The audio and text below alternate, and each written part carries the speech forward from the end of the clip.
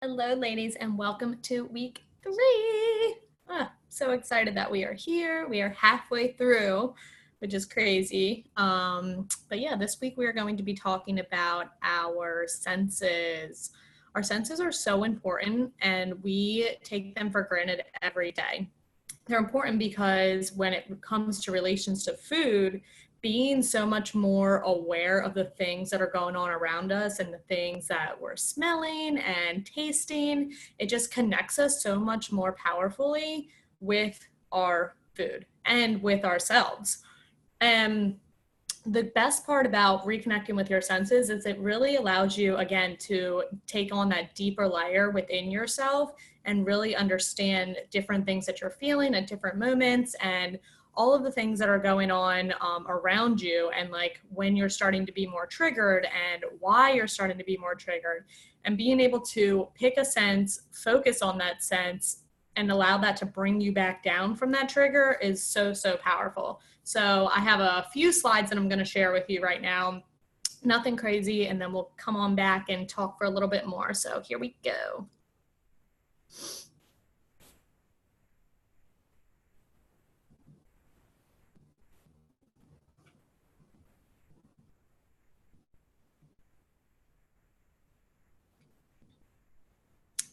All right, so here we go.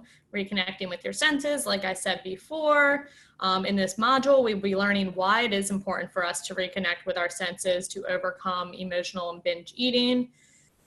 And obviously our 5 senses are our smell, our taste, our sight, sound, and touch.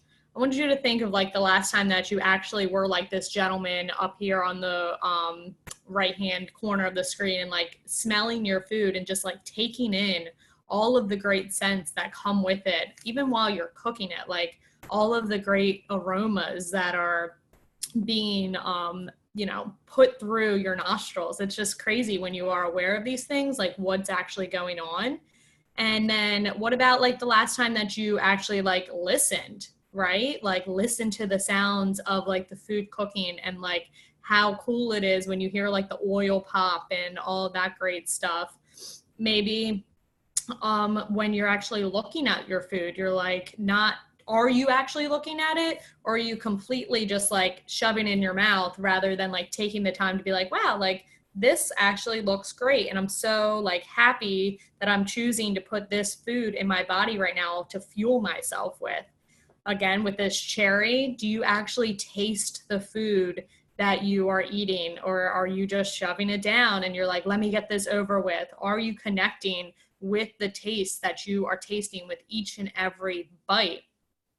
And then the touch. I know like there are times where I'll be cutting something up now and like strawberries and fruit at work, and I'll just like sit there and like feel the outer layer of like the strawberry. And I'm like, wow, this is so cool. Like how many little divots it has in it.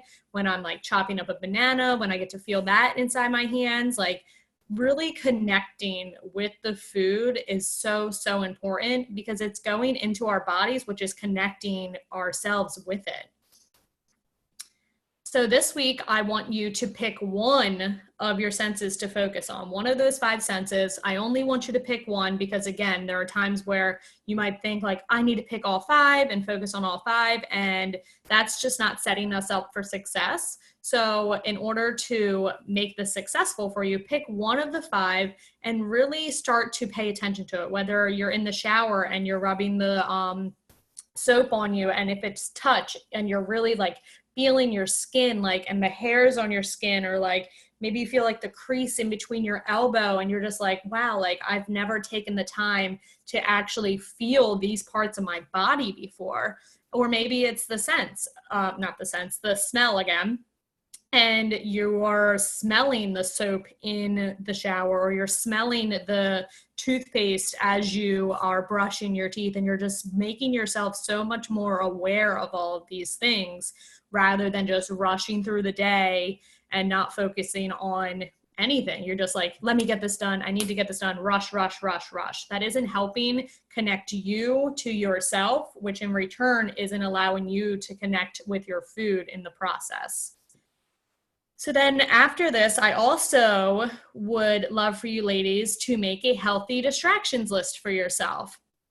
And what this is it can be a list of 3 things, it can be a list of 5 things, whatever it is. I want you to make this healthy distraction list for yourself and put it in different places that you can pull it out at any time when you are either feeling triggered to turn to food, when you find yourself in the moment stressed out about something or pissed off about something, or whatever emotion that you're feeling, and maybe you want to turn to food in that moment. This way you can go to this list and you have the list ready for you already, and you are able to be like, okay, rather than turning to food in this moment, I'm going to implement going for a 5-minute walk outside, or I'm going to implement calling a friend who is a healthy distraction for me, or maybe I'm going to implement like texting my coach and talking to her about this and just like letting her know like what's going on right now, something that is really going to put you in that moment. So, like you have this list ready and available, because there's times when, and I'm going to stop sharing the screen that way we can discuss. There's times when, we're so worked up inside of our heads that we don't think of these things to do when we are in these moments. So rather than having that extra stress to be like, what do I do when I'm thinking of food? What do I do now? Oh my goodness, like all I want is the food. We have this list and we're setting ourselves up, there we go, again, for the success, and having these tools here. And we're like, great, this is what I'm going to pick to do.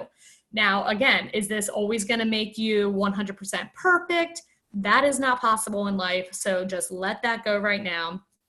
If there are times where you go to the food rather than going to your healthy decision sheet, forgot the word there, let that go. It's okay, because this is all brand new to us, right? Like being able to then be aware after the incident, like, oh man, like I made that healthy distractions list for myself.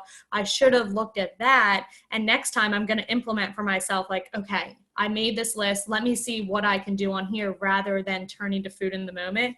And then you can celebrate that you became aware of what you actually wanted to do, and that what you want to do next time and what you're going to do next time, to anchor that feeling in, like, yes, I actually realized that isn't what I want to do.